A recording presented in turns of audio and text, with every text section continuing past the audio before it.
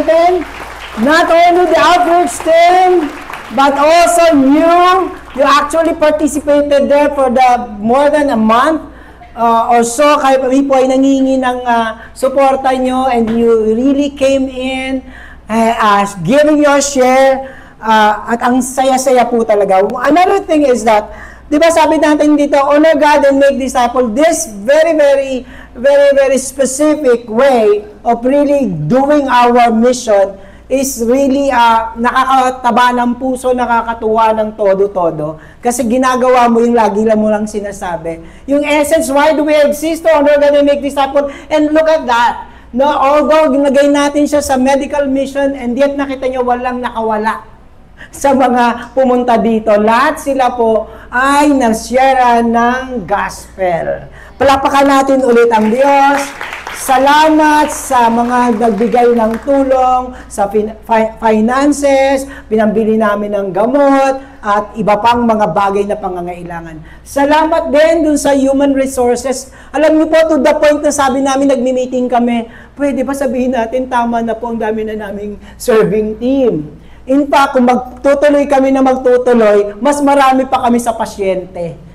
Opo, talaga po. Sabi ko, ganun pala, I'm talking to the team, sabi ko, ganun pala, no? Kapag pala na-cultivate na sa atin yung serving heart, di ba? Binago na natin, wag volunteer ang tawag, serving heart.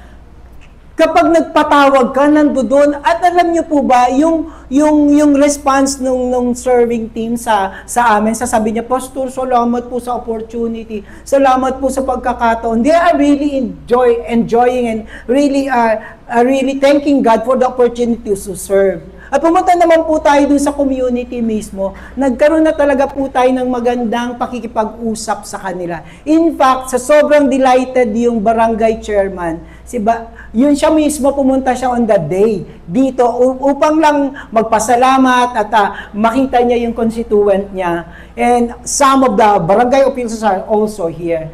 Diba? Bakit sabi nga dun sa caption, tatawid lang tayo, di ba? Ang hirap naman kasing tayo-tayo lang dito sa loob. Masaya tayo, pero yung tatawid ka lang, hindi mo pa mapuntahan. And this is a proof that we can really cross over, particularly Barangay Malahacan po yun. And we are residing in Barangay Malahacan. Opo, kaya po namin sila pinuntahan talaga kasi charity starts at home. And this is the great opportunity. Hindi pa ito matatapos. Actually, sa sobrang dami po ng contribution, pwede pa kami medical mission sa dami ng gamot na dinonate ng maraming tao. At madaming mga serving team na pumunta. Actually, yung ibang serving team ay hindi pa uma-attend sa church. It's also an opportunity to show to them that the community of Christ, the community of people in faith, are really pwede mong pagkatiwalaan na totoong naglilingkod. Wait, punta po rin ulit tayo, babalik pa rin po tayo. And this time, patuloy nating i-disciple yung mga pamilya doon. Kaya muli, maraming pong salamat sa inyo. At muli, maraming salamat honoring our heart to honor Him and to make disciples.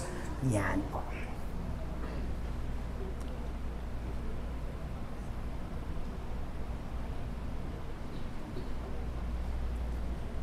Okay po.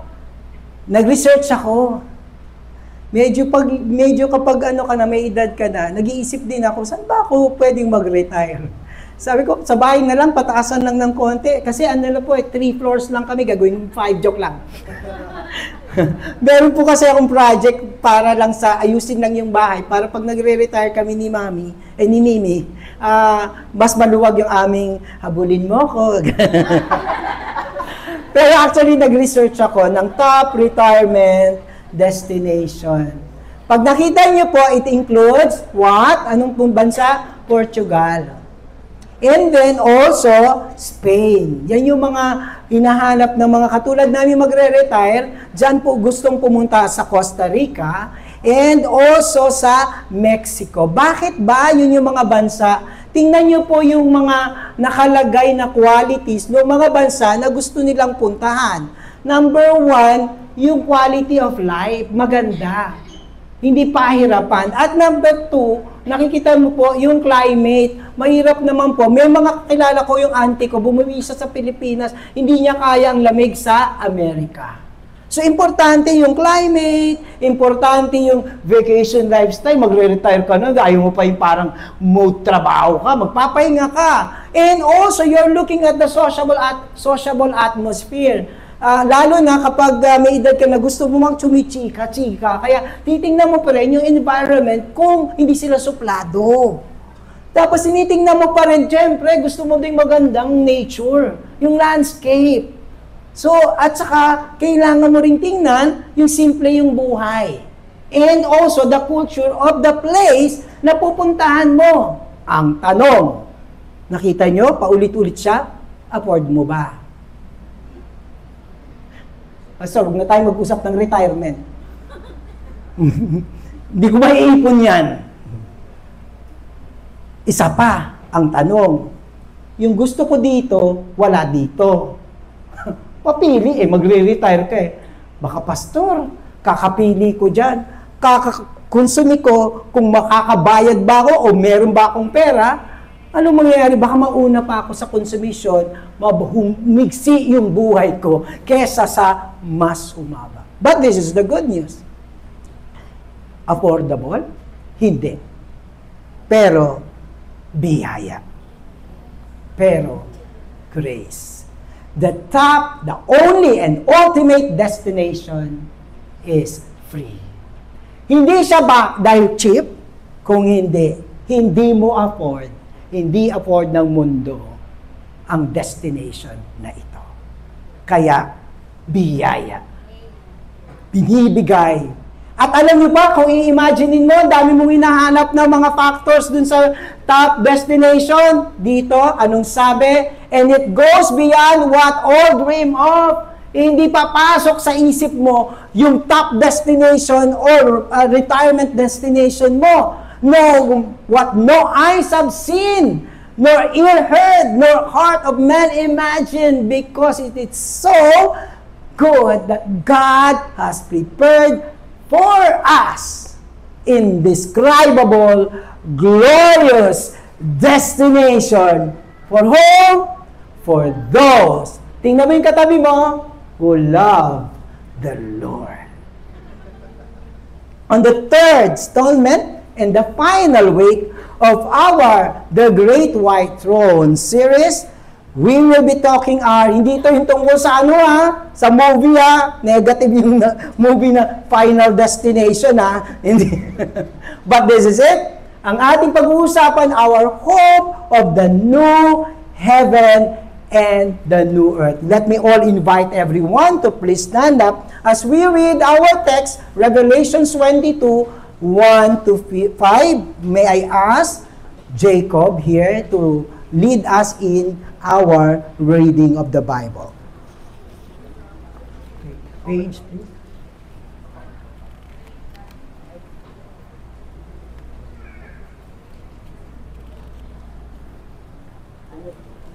Page 603, habang hinahanap niyo. Page 603, Revelation 22, verses 1 to 5. Lahat po, balanda lang. And let's start po. Then the angel showed me the river of life of water, bright as crystal, flowing from the throne of God and of the Lamb, through the middle of the streets of the city, also on either side of the river. The tree of life with its 12 kinds of fruit, yielding its fruit each month. The leaves of the tree were healing of nations. No longer will there be anything but the throne of God and the Lamb will be in it, and his servants will worship him. They will see his face, and his name will be on their foreheads, and night will be no more. They will need no light of lamp or sun, for the Lord God will be their light, and they will reign forever. Let's pray. Father, we thank you so much. Lord, exciting. Lord, thank you for, in a way, a glimpse of what is waiting for all of those people who trusted in you, who have faith in you, and who loves you, Lord. Thank you, Lord. May these words be an encouragement, a super, super encouragement for all of us as we await for your time and our time as well. This we pray in the mighty name of our Lord Jesus Christ. Amen and amen. You can be seated. Salamat po, Sir Jacob. Okay po. Yung ating pag-uusapan, nakita nyo, pabalik lang tayo ng konting, 2 week lang naman to. Balikan natin, yung week 1 natin is the timing. Sabing ganon, yung end, ang si-celebrate sa end is the description of the end. Anong end natin? Hindi nakakatakot. Amen? Ang end natin, it's a grand celebration of the wedding of the bride and of the Lamb. Tapos last week, hindi pa man natapos sa celebration. May masaganang piging, hindi doon natapos. Mayroong awards night pa. May parang mas matinding awarding. Last week, we studied the awarding and the rewarding of the faithful ones na yung pinangako ng Diyos na pagpapala na nag-iintay sa langit ay ibibigay niya. Ipuputong niya ang korona sa ating lahat, sa lahat na nag-intay at naging tapat sa paglilingkod at pananatili kay God. Dito sa third natin, sa final destination natin, ang titingnan po natin are in a way, parang silip sa langit kapag dumating ang panahon, the new heaven and the earth. It is not yet, but I tell you, ang catch natin this afternoon, but it is now. Ang aaralin natin, let's have also a glimpse of heaven, but we can have the taste of heaven right here, right now. So, hindi natin kailangan mag-intay mategi para ito ay makita or mag-intay ang pagbabalik ng Diyos kasi we can have a taste of heaven right now. But let's go first to Revelations 21 verse 1. Anong mangyayari dito sa mundong ito? Ayon sa book na ating pinag-aaralan. Anong sabi? Then I saw the new heaven and the new earth. Ito yung topic natin. For the first, anong mangyayari? For the first heaven and the first earth has passed away and the sea was no more. Itong lahat ng ito ay wala, malulusaw. Mag-isip-isip na tayo kung ito talaga yung heaven natin. Sorry, malulusaw siya. In period, nothing on this earth will remain. Tapos kumapit ka, kung makakapit ka sa tuko ka dito, sa mga gusto mo dito. Ang ending pa lang din niya. Wala. Alam niyo, nung una kong tiningnan, yung sabing ganun, top destination, bago ka mamatay, puntahan mo yun. Unahan mo na. Punta mo na. Kaso yung pupuntahan mo bago ka mamatay, malulusaw din. So wala lang din. Yung pinapangarap mo, ang ending pa rin doon ay malulusaw. Tapos ang filosofiya ng mundo ay ganito, eat, drink, and be merry. For tomorrow, we will die. Deserve na. Magpapakasarap na ako sa mundong ito kasi bukas, mamamatay din naman ako. Hindi ka manok, by the way. Hindi pag namatay ka, tinola ka. Kaya hindi po pwedeng eat, drink, and be merry, for tomorrow you will die. Napag-usapan na natin yan last week. Judgment. Kaya din kung Kristiyano ka, wag mo lang dito asahan si God. Pengin ito, pengin to, sana yun, sakong to, faith goals, travels goals, bucket list, Lord up. Ni Lord mo pa, para namang Christian. Pero saan ka naka-hold? Anong sabi ng 1 Corinthians? If you only have hope in Christ for this life, yumaman, sumaya, magka-love life, maging influencer, maging ma-impluensya, magtagumpay. Hindi ko sinasabing mali ito, pero if you only hope in God, doon lang gumagana ang faith mo, you are the most miserable person. Ang ending, kawawa. Kaya mga kapatid, the first heaven and the first earth passed away, and the sea was no more. Verse 8 of 21. Ito yung sinasabi kong hindi tayo manok. na kapag eat, drink, and be merry. So, okay. Tapos na buhay ko, para ka lang bula. Pag naputok, wala. But that's not the case. Anong sabi pa rin? At the end of days, sabi sa 21 verse 8, but as for the cowardly, the faithless, the detestable, as for the murderers, the sexually immoral, the sorcerers, idolaters, and liars, their portion will be the lake that burns with fire and sulfur, which is the second death. Patay ka na, meron ka pang second death. O, sige, kung gusto mong manok ka, baka adobo tinola ka dyan, sunog na sunog. But I am saying, nothing in this world that you can keep. At ang ikaw ang may iwan, you will still be destroyed. But let's go. And I saw the holy city, the new Jerusalem, coming down out of the heaven from God, prepared as a bride adorned for her husband. Nakita niyo po, inulit natin ngayon yung ating grand waiting and celebration ng bride kasi may wedding na with God. Sino yung bride? Yung katabi mo, Pastor, lalaki po ako. Bride ka kasi ikaw ay church ni God. That is the grand na sinasabi, coming down from heaven, bumababa. And alam niyo po, pag tinignan po natin, yan,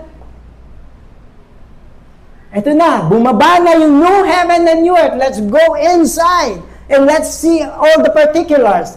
Then the angel showed me the river of the water of life, bright as crystal, flowing from the throne of God and of the Lamb, through the middle of the street of the sea. Also, on either side of the river, the tree of life with its 12 kinds of fruit, yielding its fruits each month. The leaves of the tree were for healing of the nation.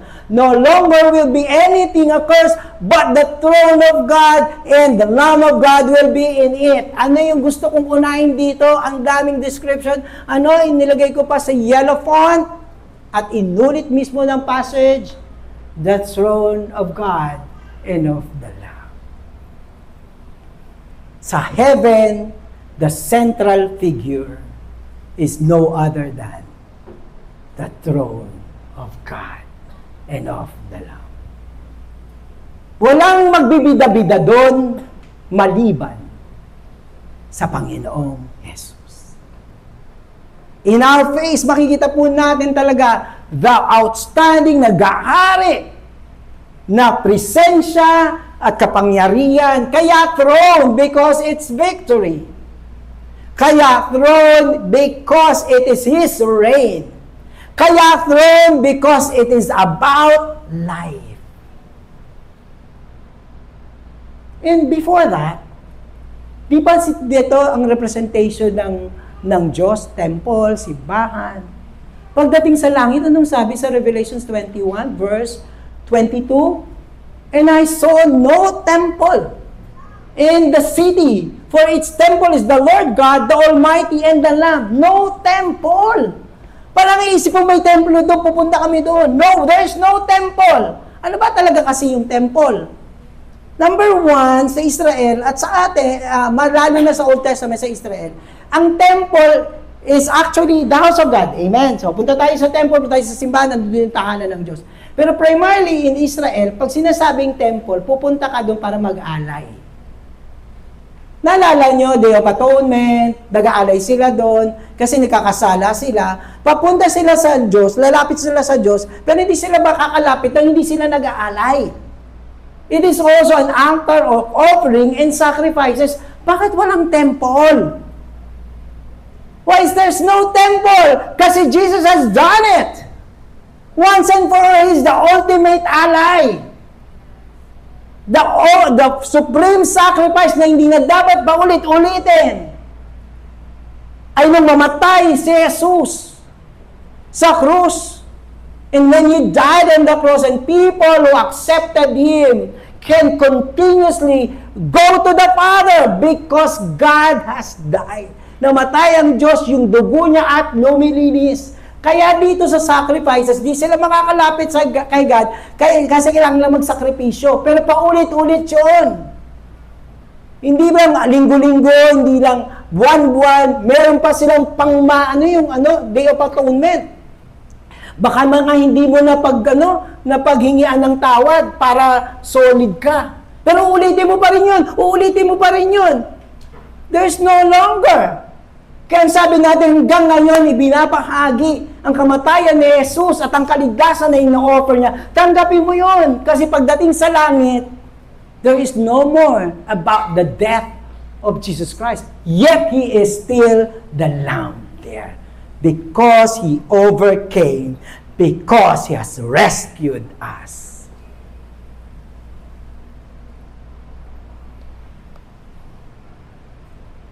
Bakit walang temple? Again, yung temple, yun ba talaga yung bahay ng Diyos? Yung temple? Di ba ang bahay ng Diyos sa kalangitan? Ang presensya ng Diyos ay nasa kalangitan. Pero kailangan ng representation. Kaya nga tayo dito, di ba? Pagdating dito, oras na po sa moment of silence, tayo dito na ang Diyos. Right? We are worshiping God. Talagang by symbols and by everybody's knowledge, ando doon siya. Pagdating sa langit, no temple. Kasi no representation. What? Wala nang representation. Wala nang upuan. Wala nang structure. Bakit? Wow! Tingnan nyo to.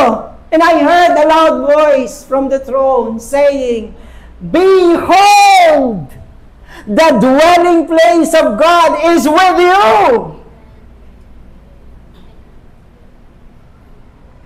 He dwells with them, and they will be His people. And God Himself will be with them as their God. We don't need a temple because we in the heavens is a temple of God. We are His dwelling place.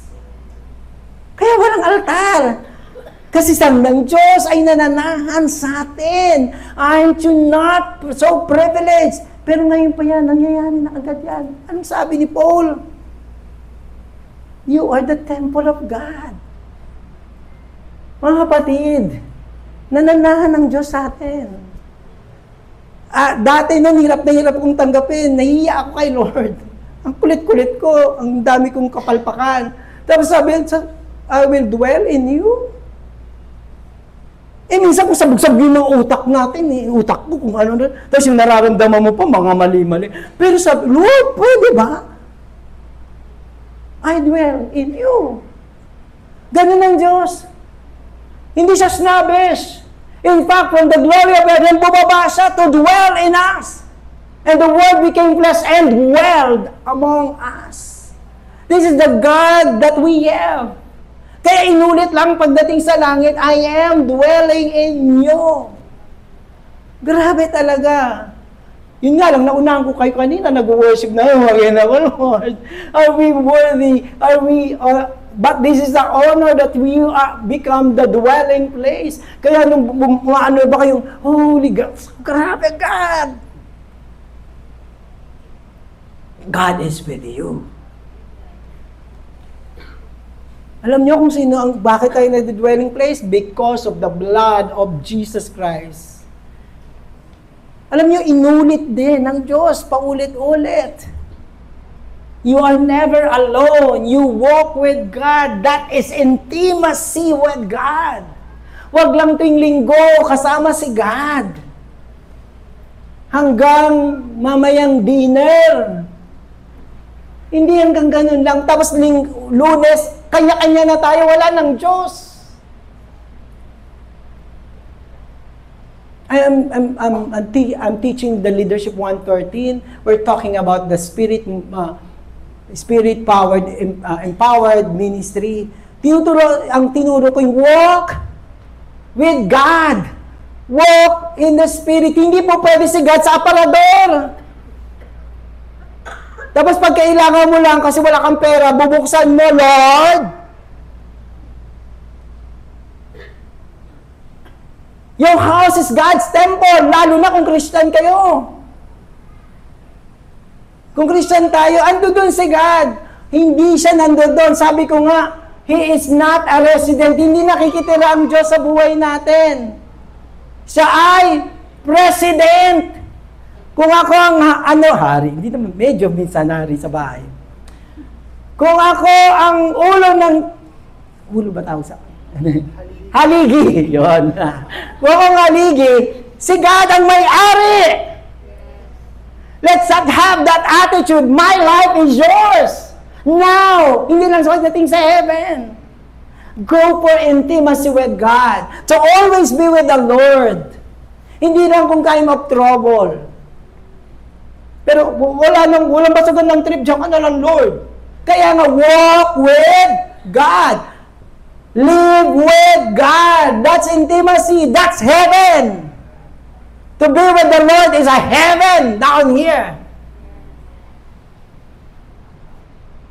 Tingnan niyo po, pagdating sa 22 verse 4, they will see His face, and His name will be in their foreheads. Talagang tinodo na. Sino nakakita sa Diyos? Ikaw ba nakakita? Sino nakakita kay God?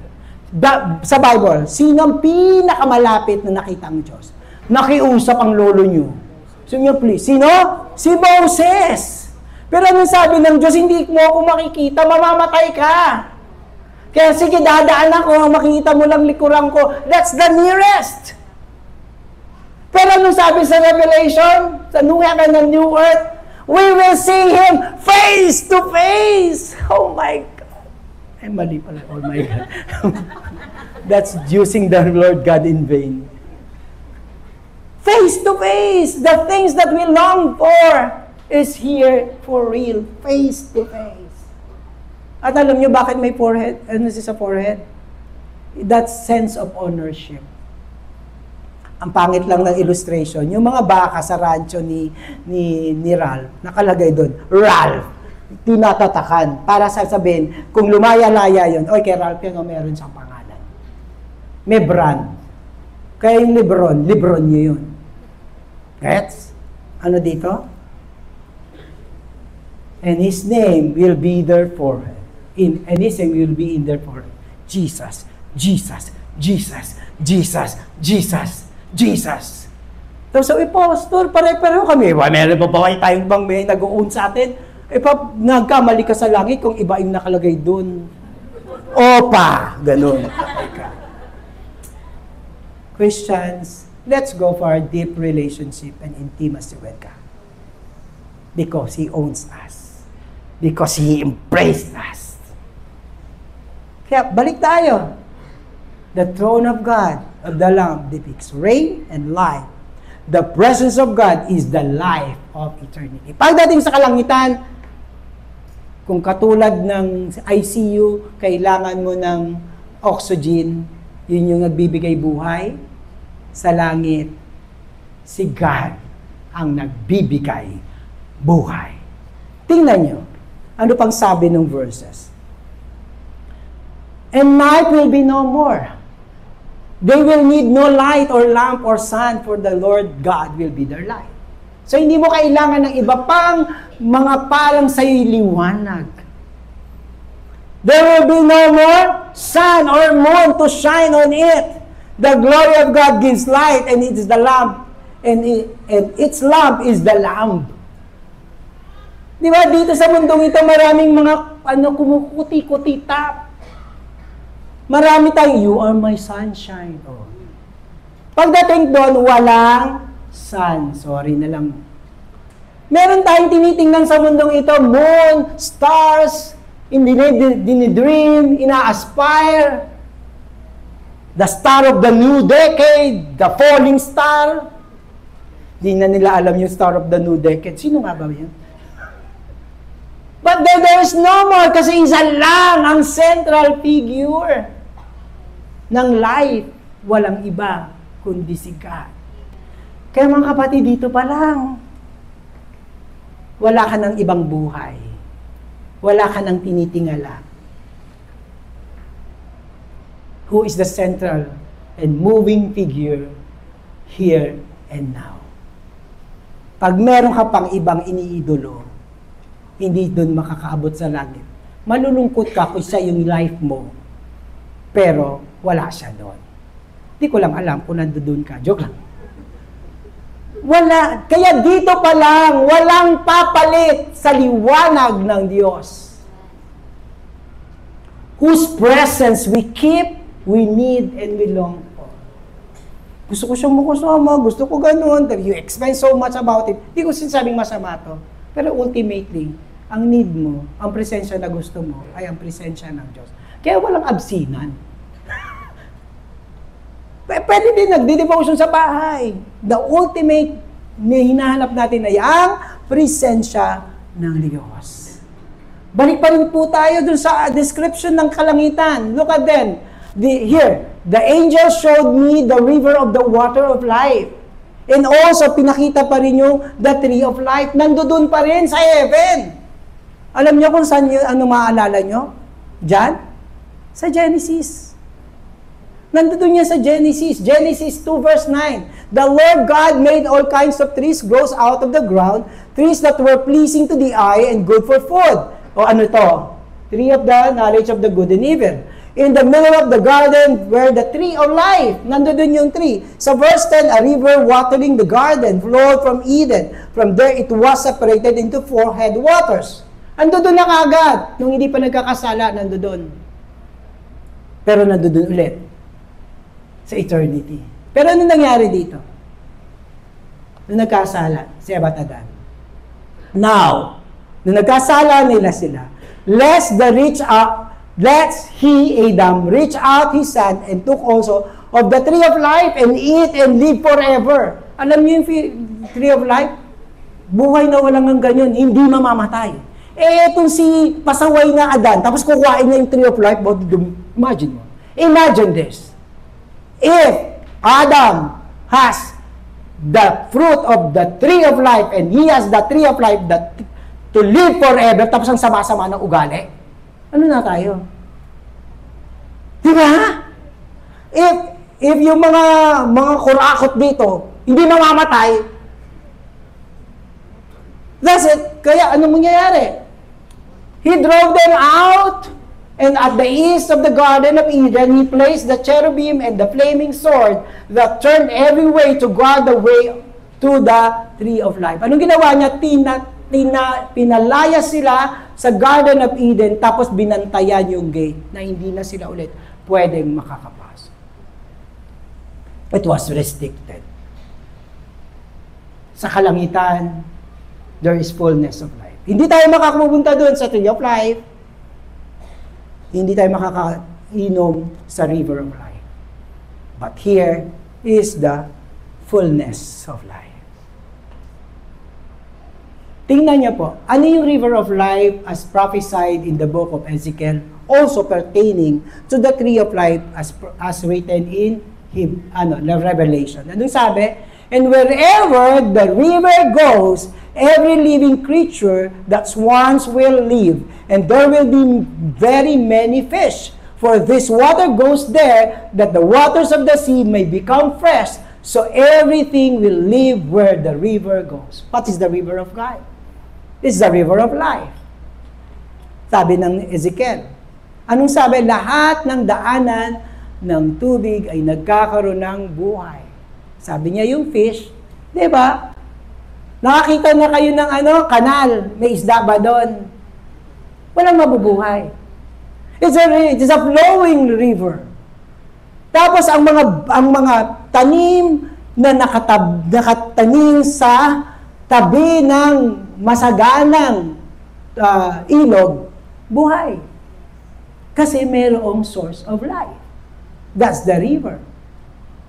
Today, who is the river of life? Where is the river of life? Saan ang tubig ng buhay? Si Jesus Christ ang nag-introduce. John 4 verse 13 says, Jesus said to the Samaritan woman, everyone who drinks of this water doon sa well will be thirsty again. But whoever drinks of the water that I will give him will never be thirsty again. Sinang river of life natin? Si Kristo. The water that I will give him will become to him a spring of water to what? Welling up to when? River of life. Eternal life. Ngayon pa lang may eternal life, may river of life. Kanino? Kay Jesus. Now that we have accepted and have received and drank from the river of life, stay. Kasi kapag hindi, magiging hindi flowing ang buhay natin, mag-stagnate po tayo. Ang tubig na hindi nagpo-flow, magiging kanal. The true life is only with and in God. If we do not have the life in Christ here and now, we will miss life. Akala nyo lang, inggit na inggit tayo sa nagiging successful. Meron siya nito, ganun yung gusto niya. Lahat! Wow, sana ganyan yung buhay ko. Pag wala siya kay Kristo, pag wala siyang Diyos, he missed life. At double whammy, pag wala siya kay Kristo, the man will miss eternity. Ano pa yung nandoon? Yung tree. Balikan lang natin yung tree. The tree of life. Di ba po, sabi ko kanina, pinatapon ang si Eva at Adan, kaya restricted siya. The tree of life is restricted, pero nakita niyo po, dun sa heaven, no more. It's over. It's available. Pero, available na rin sa atin ngayon. Alam niyo po sa Israel, ang simbolo ng tree is the symbol of, ang tree ay symbol ng kanilang hope na merong buhay na walang hanggan. Sino dito naniniwala na may buhay na walang hanggan? Naghihintay, binibigay ng Diyos. Salamat hindi kayo manok, kasi yung mga manok, kapag namatay, tinola. Pero wala tayong tinola. Those people, they are agnostic or atheists. Ang paniniwala, huwag mo takutin yun sa hell, di yun naniniwala sa hell. Ang isip nila, para silang bula, pagkatapos nila ito puputok. Sorry, malalaman nila na sa hell na sila. Saka lang, totoo pala yun. Totoo pala sinabi ni brother. So in the middle of the street of the city, also either side of the river, the tree of life. Tingnan mo nyo yung tree of life, fruit salad. Alam, ilan ang bunga? 12 fruits of kind, yielding its fruit each month. Bakit? Madaming fruits. Iba-iba. Kada buwan. Di ba pag mangga, gusto mo na mangga, pag hindi na panahon na mangga, sorry ka na lang, hindi ka masasatisfy. Pag gusto mo ng ganito, meron season. Pero yung tree of life, walang season. What does it mean? It's a full satisfaction of life in heaven and with Jesus Christ. Kasi hanap ka ng hanap ng dito eh. Masasatisfy ka. Nasatisfy ka ba? Tumigil ka ba? Umabot nga ng bilyon yung nanakaw nila, nasasatisfy sila? Hindi. Dahil lang sa payong, bibili ka ng kotse. Nasatisfy ba sila doon? Nagagalit na po ako eh.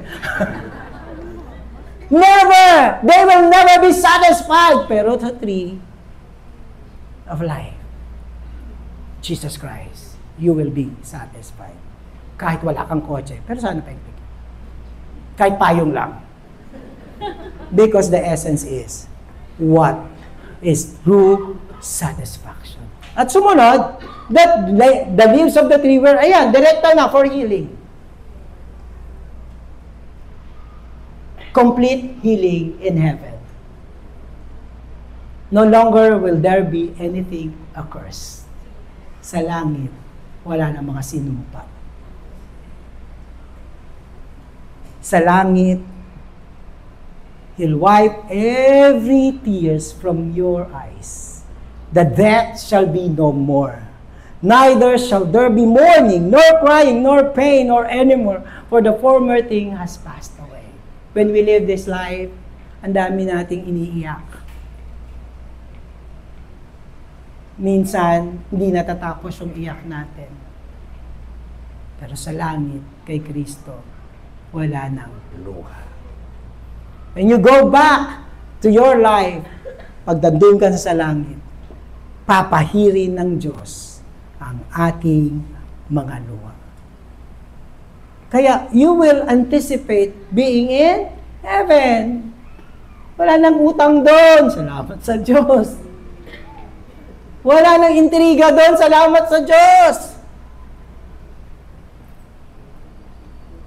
And finally, kanina nagsasabi ako, may puno, pero si Kristo pa rin, yung throne, si Kristo pa rin, si God pa rin. Pero walang ibang, doon, players. Walang ibang character. But finally, the second character is introduced. But the throne of God and the Lamb of God will be in it. And please read the yellow font. 1, 2, 3. Finally, may iba. Sino yung servants? Tingnan mo yung katabi mo, makikita mo yan sa langit. They are called the servants of God. Anong gagawin ng servants of God there? Well, worship Him. Tingnan niyo kung sino yung mga servant of God. Hindi lang mga Israelita. By its light, we will see nation walk, and the kings of the earth will bring their glory into it. Batang pinili ng Revelation say king. We worship kings here, but the king na merong Kristo sa puso, siya mismo ang yuyuko sa King of Kings. Tapos, sa mga pupunta sa kalangitan, they will bring what? Into it, the glory and honor of the nation.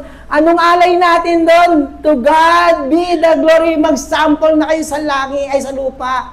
Bigyan natin ng kaluwalhatian ng Diyos. Kasi yun ang ating gagawin.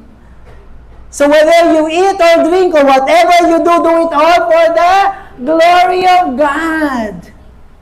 Ibalik mo na ibalik kasi anong sabi din sa 1 Timothy 6:18, the servant of God, they are to do good, to be rich in good works, to be generous and ready to share, thus storing up treasure for themselves as a good foundation for the future. Yung pagpununta ka na sa langit, so that they may take hold of what is to real life. Yung ginigawa natin dito for the glory of God, nakalagay din dun sa langit. Kaya dito pa lang, practicein na natin ang ating ultimate perfect service. Sa langit, it's our perpetual worship. Of course, it is with worshiping, kanta, or whatever. Pero anuman ang ginagawa mo para sa kaluwalhatian ng Diyos, ang tawag doon, worship. Sasabihin niya, ay, boring naman sa langit, puro lang worship. Eh di ikaw. Ayoko tang kausapin na. Kasi dito pa lang, ayaw mo na siyang i-worship. Maba naman, ganyan. Practice ka lang din dito. And finally, worship Him, please. And they will reign forever and ever. The throne of God and the art and the servants. Servants ang tinawag, pero they will reign with Him forever and ever. Tayo po tayong lahat. Let's pray. Let's pray to see heaven down here, to value eternity, to value God. Kasi hindi ka titingin doon sa lahat ng sinabi ko kapag hindi muna nakita mo na si God ang centrality ng buhay, ng pamilya, ng path natin. Put God in the proper places. Yung trono niya sa puso natin. At lahat ng pwede nating ibigay sa Kanya, ibigay natin sa Kanya. Let's serve God in whatever means. Ang maging mabuting tatay, service kay God. Ang maging mabuting anak, ang mga nag-aaral ng mabuti, service yan kay God. Ang magrespeto sa bawat isa ay pagpupuri at pagbibigay kaluwalhatian sa Diyos. The Lord has given us a lot of opportunities and open doors to give glory to Him. Hayag man o sa private places natin. Sa isip man o sa puso, kinikilos man ng paa, hinahawakan ng kamay, ginagawa ng kamay.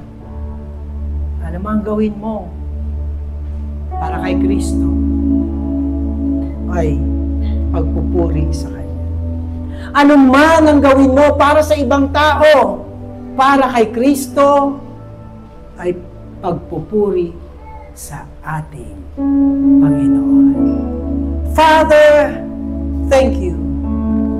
Thank you from the pages of the Revelations 21:22. It is not only a glimpse of heaven that we saw. It is here and now. A taste of heaven. Na ang sinasabi, pagharian mo kami. Pagharian mo ang aming buhay, ang aming pananampalataya. In fact, ang dinadalangin po namin, pagharian mo ang aming tahanan, pagharian mo ang aming syudad, ang may kabayan, ang Bulacan, ang Pilipinas. Lord, pagharian mo, Panginoon, ang buong mundo. Mananatili kaming magpapasakop at magpupuri sa iyo kahit sa aming paligid. Iba ang Diyos na tinatanggi. But Lord, give us this commitment and the strength to stand to only serve you in your temple at your throne. Father, this is us. Lord, hindi lang namin tinitingnan na sa langit lang mawawalan ng iyak. Na sa langit lang mawawalan ng sakit, ng disappointment. Sobrang bait mo na ngayon there will be heaven down here. Kapag kasi nandoon yung trono mo binild up, Lord, maraming kapangyarihan sa kalangitan ang ibubuhos mo. This night, let us build the throne of God and allow the living water, the power of God to just flow among us. And the healing, disappointments be done, and all the brokenness be made whole. Ano man ang kailangan, the Lord is so generous. We would like to swim in His presence and in His blessing and power. Victory May Kawayan, let's build heaven down here by establishing His throne even as we worship. Let's worship God. Holy, holy God. Because God is dwelling here and now among us.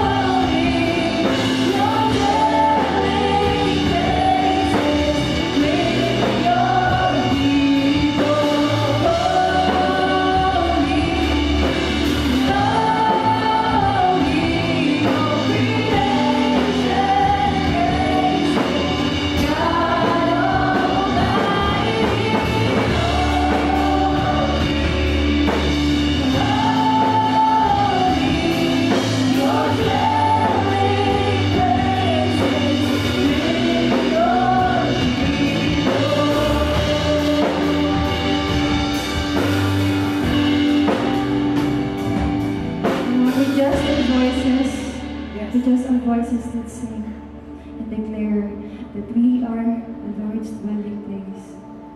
With our voices, let's raise and sing. Holy, holy, all creation praising God Almighty. Holy, your dwelling places with your dwelling place, your dwelling places with your people, your dwelling places with your people.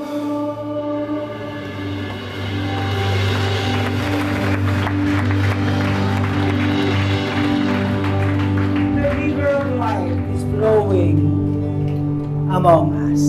Stay there. Stay there. As the Lord is blessing every one of you. Stay. Stay there. God is ministering to each and every one. Mula dun sa dulo. Hingin nyo na kay God. Pain na pwede yung gagamutin, aayusin.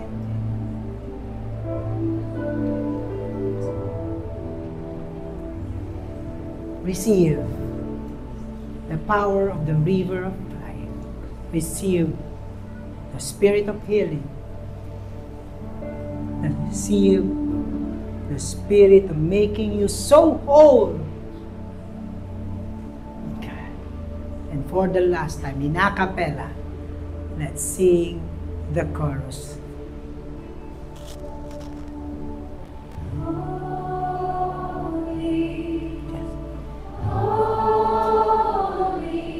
all creation praising God Almighty. Holy, holy, your dwelling places with your people. Father, we thank you. Thank you for dwelling in us. At ang katotohanan ito ay bibit-bitin namin mula dito hanggang sa aming mga tahanan. At nawa ang tubig na pinagbigay mo sa amin ay dumaloy din sa mga lugar na pinupuntahan namin, lalo na sa aming tahanan. Tanggapin niyo ang pagsama ng Diyos sa inyo. Ito ang ating samot dalangin sa pangalan ng Ama, ng Anak at ng Diyos Espiritu Santo. Amen and amen.